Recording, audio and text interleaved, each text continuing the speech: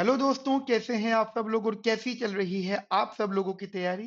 मेरा नाम है समीर चौधरी और हम लोगों ने अभी तक माइक्रो इकोनॉमिक्स में जो टॉपिक है बजट कंस्ट्रेंट उससे रिलेटेड 2 क्लासेस प्रोवाइड कर दी हैं। जिसमें लास्ट टॉपिक हम लोगों ने पढ़ा था इफेक्ट ऑफ टैक्स, जिसमें हमने quantity tax, percentage tax, ad valorem tax या लमसम टैक्स इनके बारे में डिटेल इंफॉर्मेशन डिस्कस की थी। आज हम लोग अपनी बात को वहीं से कंटिन्यू कर रहे हैं। आज हम बात करेंगे कि कैसे इकोनॉमिक के अंदर किसी भी कमोडिटी पर जब रेस्ट्रिक्शंस लगाए जाते हैं या आप कह सकते हो रैशनिंग लगाई जाती है, जो टॉपिक की हेडिंग है, तो उससे इम्पैक्ट क्या पड़ता है। सबसे पहले हम लोग ये समझते हैं कि रैशनिंग का मतलब क्या होता है। देखिए, रैशनिंग का एक आसान सा मतलब होता है टू सेट द लिमिट। ठीक है, टू सेट लिमिट। किसी भी चीज की अगर आप लिमिट तय कर देते हैं, लिमिट सेट कर देते हैं, तो उसको आप रैशनिंग कहते हैं। और आसान कर देता हूँ, आपने राशन शॉप्स सुनी होंगी, राशन की दुकानें, है ना?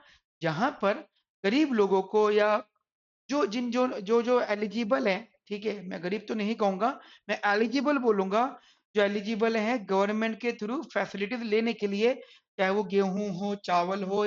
जैसे पहले कैरोसिन ऑयल मिलता था, वो नहीं मिलता भारत, एलपीजी मिलता है उसके बदले।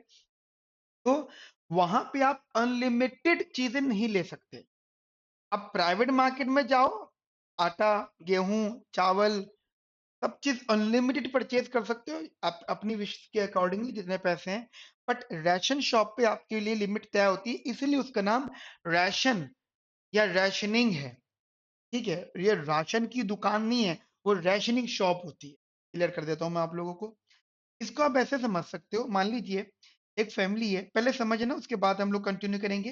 एक फैमिली है और फैमिली के अंदर हमने बोला 5 लोग हैं।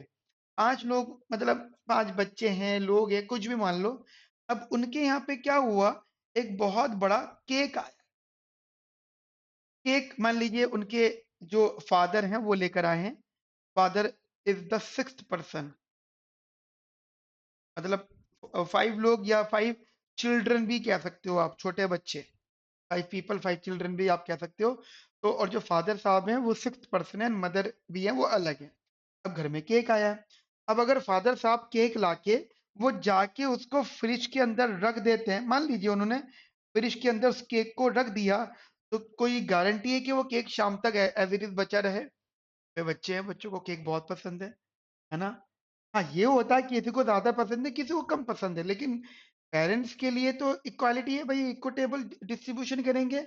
जैसे मुझे केक ज्यादा पसंद नहीं है, मेरे बड़े भाई को बहुत पसंद है, तो मेरे हिस्से में आ जाएगा, मेरी मर्जी में अपने बड़े भाई को दूंगा कि भाई आप खा लो, मुझे ज्यादा पसंद नहीं, वो एक बात की चीज है। बट पेरेंट्स तो हमें इक्वल देंगे। ठीक है, अब फ्रिज के अंदर रखा है। अब अगर ये चीज इंडिपेंडेंट है कि कोई कितना भी खा सकता है, तो ये केक हो सकता है इन 5 में से कोई भी 2 चिल्ड्रन उस केक को फिनिश कर दें। देयर इज अ चांस और नॉट, चांसेस हैं ऐसे। अब प्रॉब्लम होगी, 2 लोगों ने केक खत्म कर दिया, 3 लोग कहते हैं कि हमें चखने का मौका तो मिलता। तो भैया घर के अंदर लड़ाई झगड़े होंगे, मतलब वही जो बच्चों में लड़ाइयाँ होती हैं।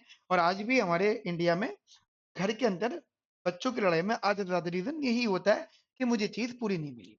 फिर घर वाले या पेरेंट्स एक नई टेक्निक लेकर आए, जिसमें उन्होंने कहा कि ठीक है, अब हम जब भी चीज लेकर आएंगे सब लोगों के अलग अलग लेकर आएंगे। यानी जितने मान लीजिए 5 लोग हैं, ABCDE, सब लोगों की अलग अलग पॉली बैग्स होंगे। अब रखो खाओ कुछ भी करो। पेरेंट्स ने राशनिंग कर दी। या पेरेंट्स का पर्पस ये था कि आपको मतलब आपको चीज कम देनी है भाई, जिसको केक ज्यादा पसंद है उसको ज्यादा मिलना चाहिए। पेरेंट्स ऑब्वियसली बात है, दिला सकते हैं।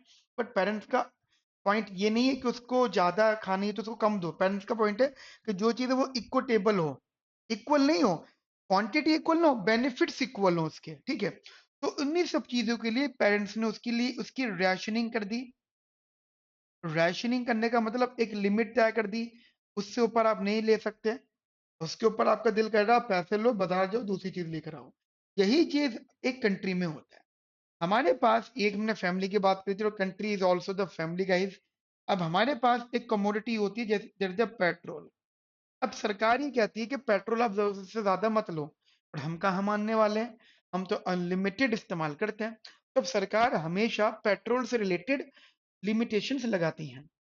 या और भी कमोडिटीज की आप बात कर सकते हो। तो यहाँ पे क्या होता है कि लिमिट तय हो जाती है। सबसे बेस्ट एग्जांपल जो है वो रेशन शॉप है। रेशन शॉप पे पेट्रोल नहीं हुआ करता था पहले, पहले होता था केरोसिन ऑयल, है ना, जिसको हम मिट्टी का तेल बोला करते थे। शायद आपकी और मेरी जनरेशन ने शायद ना देखो, बट हमसे पहले जो थे वो मिट्टी का तेल, एलपीजी गैस से पहले। तो लिमिट तय होती थी। गेहूं है, वीट, सरकार उस पे लिमिट तय करती है कि 5 kg पर पर्सन दिया जाएगा। अब कोई बंदा ज्यादा खाना खाता है तो भैया फिर वो बाजार से लेके खा लो। राइस है, राइस आई थिंक 3 kg पर पर्सन पर मंथ। शुगर है, ठीक है, मतलब हर चीज जो भी गवर्नमेंट तय करती है, तो वो सब चीजें गवर्नमेंट करती है। Now the heading is what, heading is not about that what is the rationing, I am generally discussing about the meaning of the rationing, but the question is what is the effect of rationing. Clear है? In your exam the examiner or the question may be in the form of the effect of rationing। वहां पे एक situation होगी और वो आपसे वहां पे बातें करेंगे। मुझे बताइए, एक अंडरस्टैंडिंग हुई रेशनिंग के बारे में? एनीवन? किसी को किसी प्रकार का कोई भी डाउट?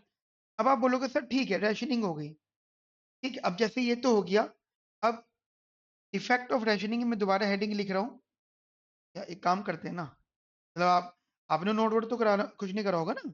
ये सब चीजें ठीक है, अब चाहो तो अपने अंडरस्टैंडिंग के हिसाब से लिख सकते हो। दोबारा लिख लेते हैं यहाँ पे इफेक्ट ऑफ रेशनिंग।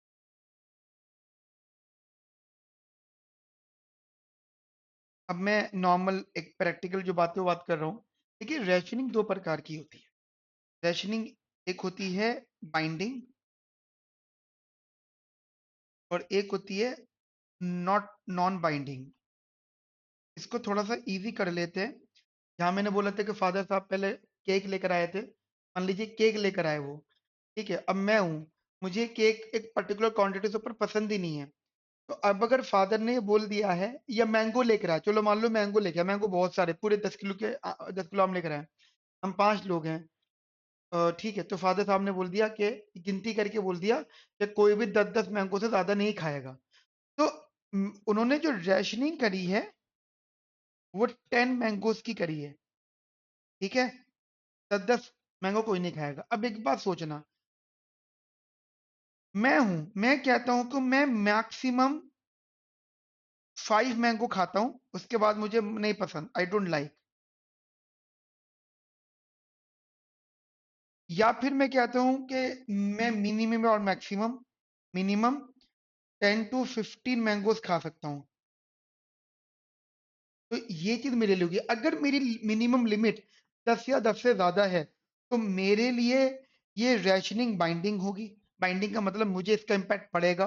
और अगर मेरे को लिमिट बताइए कि तुम 10 मैंगो से ज्यादा नहीं खाना, पर मेरी तो लिमिट ही 5 मैंगो की है, तो ये नॉन बाइंडिंग बोला जाएगा। तो बाइंडिंग नॉन बाइंडिंग का मतलब, अब मान लीजिए सरकार कहती है कि आप 1 महीने में इतने इतने तक पेट्रोल ले सकते हो, ऐसे ही लॉजिक होता है, इतने तक पेट्रोल ले सकते हो।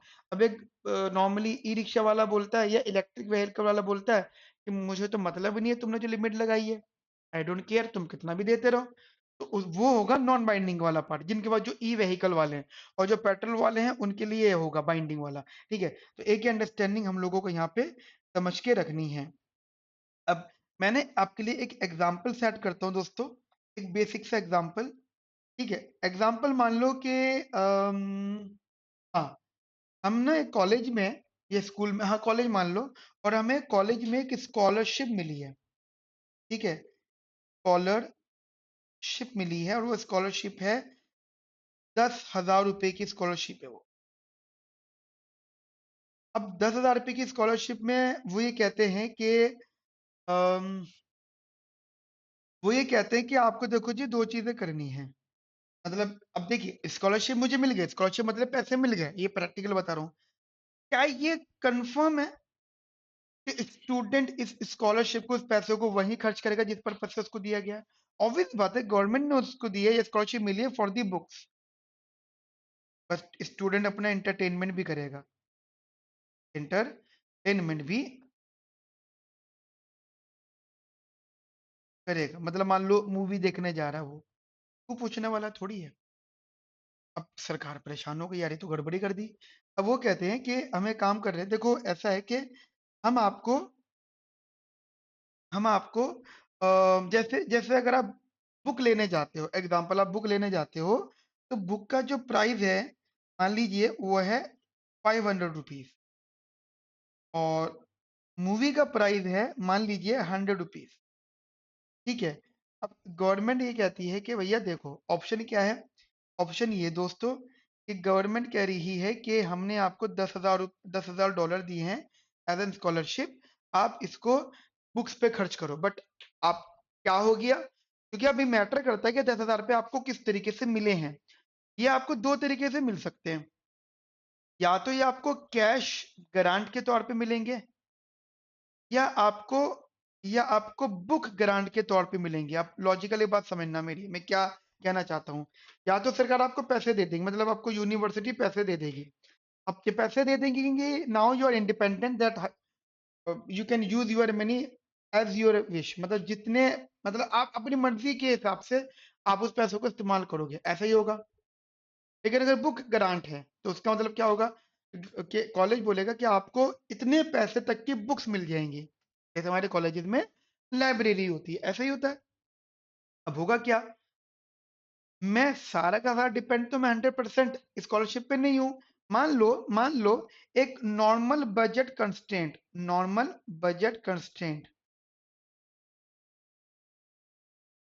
वो कुछ इस तरीके से मान लो, example that price of book into book, क्योंकि देखो मुझे यूनिवर्सिटी पैसे इतने तो देने नहीं वाले कि मेरी सारी चीजें फुलफिल हो जाए, बुक तो मुझे खुद भी लेनी पड़ेगी। Price of movie into movie is equals to total money. अब टोटल मनी में उसकी खुद की इनकम भी आ गई, प्लस स्कॉलरशिप भी आ गई। अब इनकम मान लो 10,000 रुपए की इनकम थी, उसकी खुद की इनकम कह सकते हो, या उसको जो पैसे मिले थे, 10,000 रुपए की स्कॉलरशिप हो गई। अब यहां से गेम आएगा। मैं मतलब आपको लिखना नहीं है, मैं इसको फिलहाल ऐसे करके लिख रहा हूँ कि total money is this.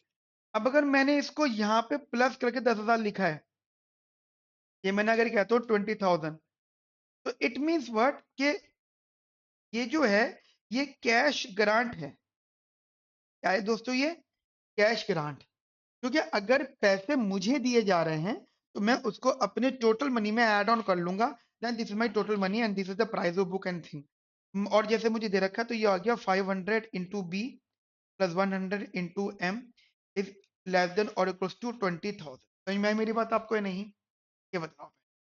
Clear है, 500 बी प्लस का 100 एम इज इक्वल्स टू 20,000। ये सिचुएशन है दैट आफ्टर कैश ग्रांट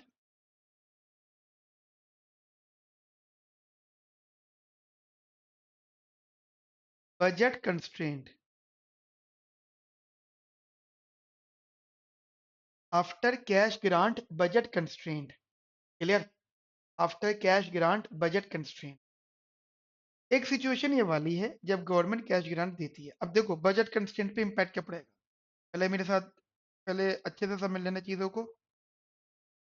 ये हो गया, हमने मान लिया ये हो गया बुक, ये हो गया मूवी, और ये होगी हमारी बजट कंस्ट्रेंट। एग्जाम्पल के तौर पे बोलूंगा, विदाउट ग्रांट,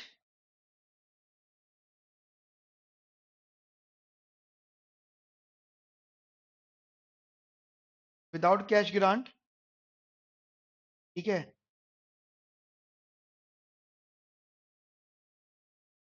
तो ये हो गया 500 बी प्लस का 100 एम इजिकल टू 10,000। क्योंकि ये तो नॉर्मल है ना विदाउट कैश ग्रांट, तो ये हो गया एग्जाम्पल। अगर हमने एम जीरो करा तो दो जीरो गए 20, तो ये 20 हो सकती है और ये 10 हो सकती है। एक मिनट, बस ये गड़बड़ी थी, ये 100 हो सकती है maximum. But with cash grant हमारा बजट कंस्ट्रेंट क्या होगा, 500 बी प्लस का 100 एम इजिकल टू 20,000। इनकम में एड ऑन हो रहा है क्या, ठीक है आप लोगों ने, that your budget constraint will shift to the out as it is outward shift हो जाएगा। मतलब वो एज इट इज यहाँ शिफ्ट। मुझे बताओ कोई दिक्कत? तो सिंपल, तो ये कंसेप्ट है when you get the cash grant. ठीक है, तो दिस इज द पॉइंट। अब एक पॉइंट और हो सकता है यहाँ पे कि सर अगर जैसे आप कैश ग्रांट को फर्स्ट पॉइंट मान लो, सेकंड आप मान लो दी सर हमें ना बुक ग्रांट दे दिए। जैसे आपने दिल्ली यूनिवर्सिटी में एडमिशन लिया और आपके कॉलेज में लाइब्रेरी, और लाइब्रेरी में आपके बहुत बढ़िया बढ़िया बुक्स हैं, आपके सब्जेक्ट की भी है, आपको नॉन सब्जेक्ट की भी है, नॉवेल्स भी हैं, ये भी है, दुनिया भर की चीजें हैं। तो वही बुक अगर अगर आप बाहर से खरीदते हो तो बहुत महंगी पड़ेगी। तो यूनिवर्सिटी कह रही है कि आपको बाहर से कुछ नहीं लेना, पढ़ाई वहीं करो। और अगर आप लेके जाना चाहते हो तो बकायदा लाइब्रेरी कार्ड होगा, डेज होंगे, लिमिटेशंस होंगी, रैशनिंग होगी, है ना। और एक चीज और है, अब यहाँ पे भी आप एक चीज बहुत अच्छे से समझना, मेरी जो आपको बताना चाहता हूँ कि ये कैश ग्रांट वाले में जब आप ये कह रहे थे कि कैश ग्रांट नहीं था तो आपका ये बजट कंस्ट्रेंट था, तो you only consume maximum 20 units of book और maximum 100 units of movies example. But after the cash grant आप ये लेवल बढ़ गया, and this becomes 40 and that becomes 200। तो ऑब्वियसली बात है बोथ थिंग्स विल इंक्रीज, क्योंकि कैश ग्रांट दोनों चीजों को इंक्रीज करेगा। लेकिन यहाँ पे यू आर रेस्ट्रिक्टेड, यू आपको पैसे नहीं दिए गए। तो so what ever the amount the government provides you for your books purchasing, that amount provided by government in the form of books. ठीक है, होगा क्या, देखिए दो सिचुएशन। विदाउट बुक ग्रांट, ये बेटा विदाउट बुक ग्रांट, तो उस टाइम जो आपका बजट कंस्टेंट आएगा वो आएगा 500 बी प्लस का 100 एम इज इक्वल्स टू 10,000। ठीक है, 500 B plus 100 M is equal to 10,000। और अब आएगा विद बुक ग्रांट, ये हो गया 500। अब देखो लॉजिकल समझना, मैं थोड़ा सा आपको क्लियर करता हूं कि अब एक टेक्निकल बात क्या है, समझने वाली बात क्या होगी कि जो पहले 10,000 रुपए दिए थे और वो 10,000 रुपए is spend for the books by the university, not by you. मुझे एक बात बताना, छोटी सी बात बताओ। पहले हम एक काम, पहले भी इसको करें रोकना। मैं बजट कंस्ट्रेंट इक्वेशन नहीं लेकर, मैं पहले बजट कंस्ट्रेंट बनाऊंगा। ये हो गई बुक्स, ठीक है, और ये हो गई मूवी। ठीक है, तो विदाउट बजट कंस्ट्रेंट ये कंस्ट्रेंट आ गया, by 20 books and 100 movies you can watch. Now अब गवर्नमेंट क्या कहती है, हमने आपको, ये आपकी बजट कंस्ट्रेंट के हिसाब से you can consume maximum of this amount. Now government कहती है कि हमने आपको 10,000 रुपए दिए फॉर द बुक्स। एक बुक का प्राइस क्या है दोस्तों, 500। 10,000 गवर्नमेंट ने दिए फॉर द बुक्स, तो how much you can purchase the books by using the 10,000। 500 रुपए का प्राइस है, 20 बुक्स आप परचेज कर सकते हो, यस और नो। ठीक है, तो वो एक्चुअली वो बाय डिफॉल्ट 1,000, वो 1,000 ही दिया, 10,000 ही दिया जा रहा है, वो बाय डिफॉल्ट है। अब आपको ये 20 जो यूनिट है, ये 20 यूनिट्स आपको गवर्नमेंट के थ्रू से मिल रही है, यूनिवर्सिटी के थ्रू से मिल रही है। इसका मतलब ये है कि you can use your entire money in the movie, क्योंकि अगर आपकी 20 की रिक्वायरमेंट है। But if you want more than 20, then आपका जो बजट कंस्टेंट है वो अब यहां से ऐसा बनेगा, मतलब you can consume that much level quantity. मतलब अगर आपकी डिमांड 20 यूनिट तक की है तो वो तो गवर्नमेंट ने दे दी, and if you want after that अब आपको वो अपने पैसों में से खर्च करना पड़ेगा। वो जो 10,000 वो गवर्नमेंट ने दे दी। अच्छा एक बात, दूसरी चीज, जो गवर्नमेंट ने 10,000 दिए हैं उसमें से कुछ भी आप यहाँ पे खर्च नहीं कर सकते। यानी अब आपका मेन पॉइंट यहाँ से होगा, मतलब वो बुक पे नहीं करोगे ना, वो जो 10,000 है वो 10,000 मूवी पे नहीं होगा, आप उससे 20 बुक ले लोगे। ठीक है, वो मिल गई। अब उसके बाद में और आप अपना सारा का सारा वो जो है 10,000 वो यहाँ पे खर्च कर रहे हो। But after that if you want to purchase more books, then you have to sacrifice some unit of movies, तो ये आपका इंडिफरेंस कर्व यहाँ पे कहीं पर आएगा। ठीक है, so this is the budget constraint, ये बड़ा इंटरेस्टिंग पॉइंट है। अच्छा, अब इससे रिलेटेड गाइस नोट्स हैं। पहले बताओ ये क्लियर हुआ, अब यहाँ पे एक अंडरस्टैंडिंग करेंगे हम लोग that you have how much the option you have. The concept is that you can consume 500 into 20 books plus का after that 500 into books plus का 100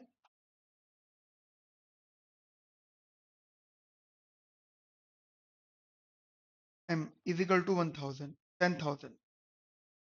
ठीक है, अब कंसर्न ये है कि सर ये कंफर्म है कि 20 बुक्स की डिमांड है, तो अब इसको हम ऐसा कर देते हैं जनरल लेवल पे दैट मैं इसको थोड़ा मॉडिफाई कर देता हूँ बजट कंस्ट्रेंट को, कि ऐसे कर देता हूँ। देखो इसको मैंने लिखा 500 बुक्स की quantity books and plus you have option of 20 books by the university plus का 100 m इज इक्वल टू 10,000।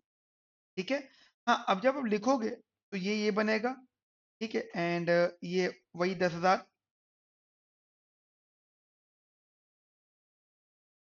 ठीक है, नहीं यहाँ पे एक एरर हो रहा है, मैं एक बार करेक्ट कर देता हूँ दोस्तों। तो फाइनल जो स्टेटमेंट बनेगी वो यही बनेगी 500 into B 100 into m and how much you can use the income। अभी भी वही बात है ना, 10,000 जो आपकी इनकम है प्लस 10,000 का जो बुक्स है वो गवर्नमेंट दे सकती है, बस द फर्क इज दैट आपको वो पैसा यहाँ वो अब यहाँ से शुरू होगा, that 20 units of the books already provide by the government. Clear है मेरी बात? ये चीज आप लोग अपने माइंड में रखना, इसके नोट्स में आपको प्रोवाइड कर दूंगा। अब इसमें एक छोटा सा पॉइंट आप समझ लीजिएगा दोस्तों, एक छोटा सा नोट लिख लो मेरे साथ में, that note is the food stamp programme.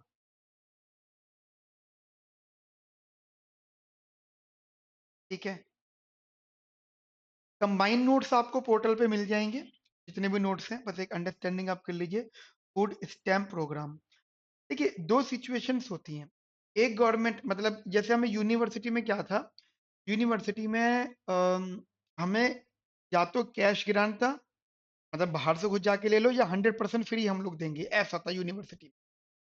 लेकिन पेट्रोल के केस में या कुछ ऐसे केसेस होते हैं जहाँ पे ये सब चीजें नहीं होती, वो ऐसे मतलब मान लो कि गवर्नमेंट ने बोला कि ये चीज है, अप टू दैट क्वांटिटी हम लोग आपको इस पे इतना डिस्काउंट दे रहे हैं, या किसी ने बोला up to that quantity we are basically providing some level of discount, but after that point फिर आपका आपका डिस्काउंट खत्म हो जाएगा, मतलब you have to pay for that much limit, लेकिन after that limit you need to pay the actual price जो सबके लिए इक्वल है।